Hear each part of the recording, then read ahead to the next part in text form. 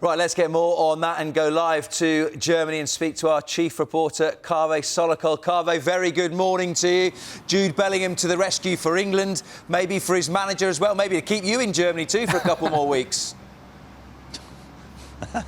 I'm staying till the end, whatever happens, but I think we were 86 seconds away from me standing here and you asking me questions this morning about Gareth Southgate's future, because I think there is an expectation that this is going to be Southgate's final tournament as the England manager.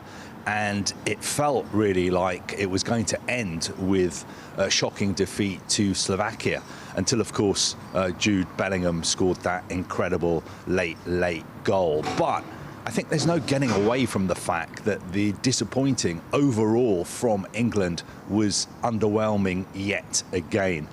Arguably, that was England's worst performance of this tournament until Jude Bellingham equalised. They looked slow, ponderous, the same old England that we've seen at this tournament. I can understand Jude Bellingham having a pop back at his critics, but I don't think the critics are criticising individuals. We are just describing what we're seeing, and what we're seeing is a collection of very, very good players, some of the best players in the world, not playing like a team. For most of that game, Slovakia were the better team. England were a collection of very talented individuals who at times didn't really look like they knew what they were doing. Okay, they impressed a little bit. They improved a little bit in the second half and they created a few chances. They had that disallowed goal from Phil Foden, and then it was the 77th minute until they created a really clear-cut chance, which Harry Kane put wide. But I suppose Gareth Southgate is fortunate to have players of the quality of Jude Bellingham on the pitch. Kaveh, as you've alluded to, it was a tough watch for the best part of 90-plus minutes. There were all the pundits doing the game were kind of calling for changes at half-time. There was a huge clamour for that, wasn't there? It didn't happen. Southgate resisted, but his changes, when they did come, eventually had an impact. Was he vindicated in his approach, do you think? I'm not sure he was vindicated because, you know, the equaliser came so late. And I think what really changed the game was Ivan Toney coming on. England looked a lot better, having two up front, somebody for Harry Kane to play alongside. But it was really, really desperate stuff from Gareth Southgate towards the end of that game.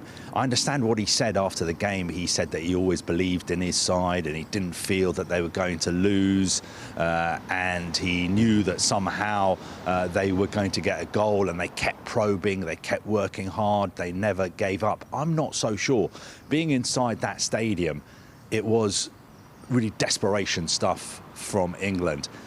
Pretty much all the people around me who work in the TV media left that game. We always have to leave with sort of 10 minutes left of the game because we've got to get out, interview players or appear on live TV. I actually stayed in the stadium because I thought this is the end game for Gareth Southgate. This could be the last few minutes of his time as England manager. I want to see his reaction at the final whistle, what he does, what the reaction is from the England supporters. I want to be there to be able to report on what happened. Of course, the good news for Gareth Southgate and England supporters is that Jude Bellingham popped up and scored that incredible goal, and it means that England are not going home. They're still in this tournament. They still have a chance to win the Euros because they have such a good squad, and that is the key. The good squad. Every single England supporter we spoke to after the game was saying, where's Anthony Gordon? Why is not Anthony Gordon not playing? Why doesn't Cole Palmer start? He's got to play with two up front. What's going on at left back?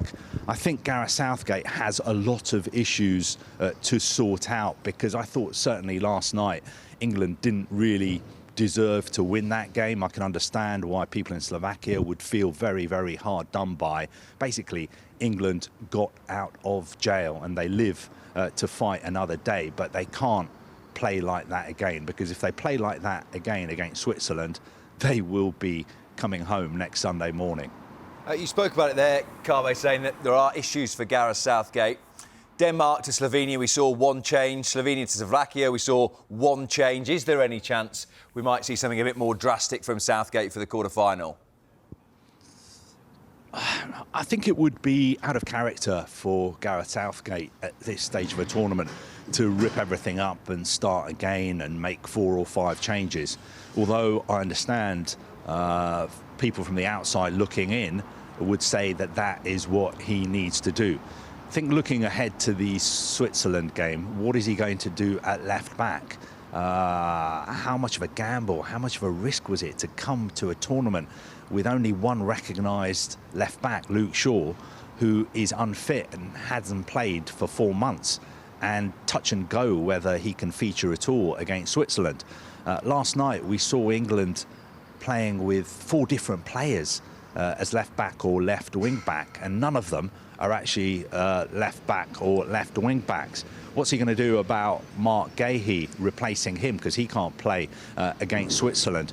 What about the balance in midfield again? OK, it looks better with Mainu and Declan Rice in the middle there, but still Saka on one side, Foden on the other, Bellingham in the hole behind Kane, Kane being isolated. The balance is totally wrong. This England side is not playing well in the formation and the starting 11 that Gareth Southgate is picking. So I think there's a very, very good case for making changes, a few changes, 3, 4 changes maybe. I'd like to see Anthony Gordon play, Cole Palmer play. I'd like to see more of Ivan Toney, more of Ollie Watkins. I think England look a lot better with 2 up front. But I just think Gareth Southgate has got this far doing what he does, and he's been the most successful England manager since Alf Ramsey 58 years ago. So he's well within his rights to say, I'm going to block out all the noise. This guy, Kaveh, or whatever his name is on Sky Sports News, doesn't know what he's talking about. I'm just going to carry on doing what I'm doing. And hopefully it will end up with England playing in the Euros final in Berlin in 2 weeks. Don't pretend that Gareth Southgate doesn't know exactly who you are, Kaveh, man of your collide. But just finally, what's the plan for today?